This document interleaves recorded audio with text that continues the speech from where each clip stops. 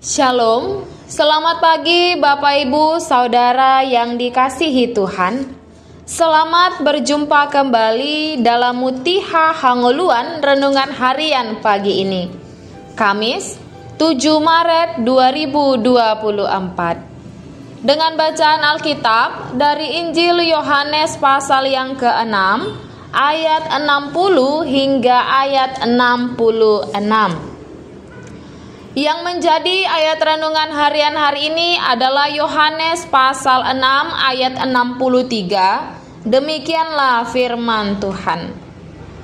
Rohlah yang memberi hidup, daging sama sekali tidak berguna. Perkataan-perkataan yang kukatakan kepadamu adalah roh dan hidup. Roh memberi hidup. Manusia bisa hidup dengan tujuan, tapi hidup terjadi karena anugerah. Tekad kita tidak dapat mewujudkan kehidupan sejati, dan kita tidak dapat bekerja cukup keras untuk mewujudkan kehidupan. Kita dapat mengumpulkan bagian-bagian dari kehidupan yang hebat. Namun seseorang yang lebih besar harus turun tangan dan memberikan kehidupan ke dalam bagian-bagian tersebut. Yesus adalah seseorang itu. Dia melangkah ke dalam dunia kita dan menjalani hidup, mendemonstrasikan kehidupan, berbagi kehidupan, dan menjanjikan kehidupan. Dalam perikop ini, Tuhan Yesus menyebutkan Roh Kudus sebagai roh yang memberi hidup. Sedangkan daging adalah manusia lama yang cenderung membawa seseorang kepada perbuatan dosa. Tuhan Yesus berkata, rohlah yang memberi hidup, yang berarti Roh Kudus saja yang dapat memberikan kehidupan bagi kerohanian seseorang. Seseorang yang belum percaya kepada Kristus digambarkan dalam keadaan mati rohani, tidak bisa meresponi anugerah keselamatan yang Yesus berikan. Dia juga tidak bisa menyadari dirinya membutuhkan Kristus sebagai juru selamat. Namun pada saat Roh Kudus bekerja dalam dirinya, Roh Kudus memberikan kelahiran baru dan kehidupan dalam kerohaniannya. Sedangkan daging sama sekali tidak berguna, karena kedagingan hanya akan membawa dan menyeret seseorang makin terjerumus dalam perbuatan dosa dan tetap dalam keadaan mati rohani.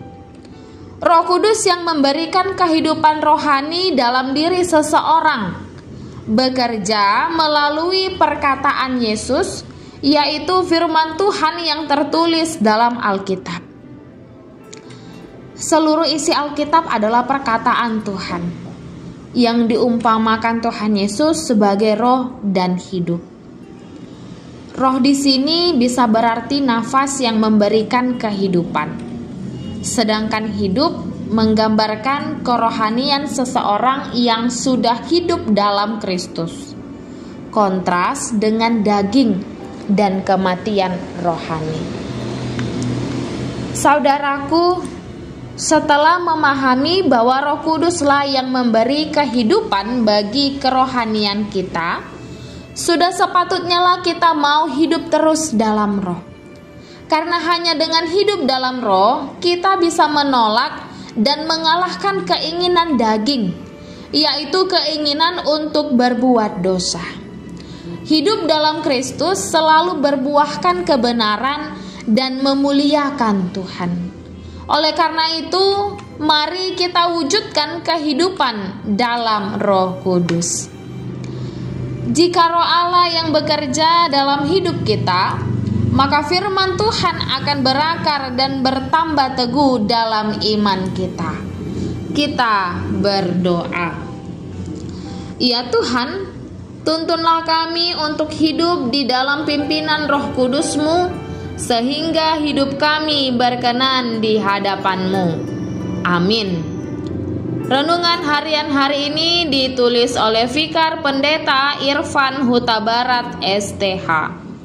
Demikianlah renungan harian hari ini. Selamat beraktivitas. Tuhan Yesus memberkati. Shalom.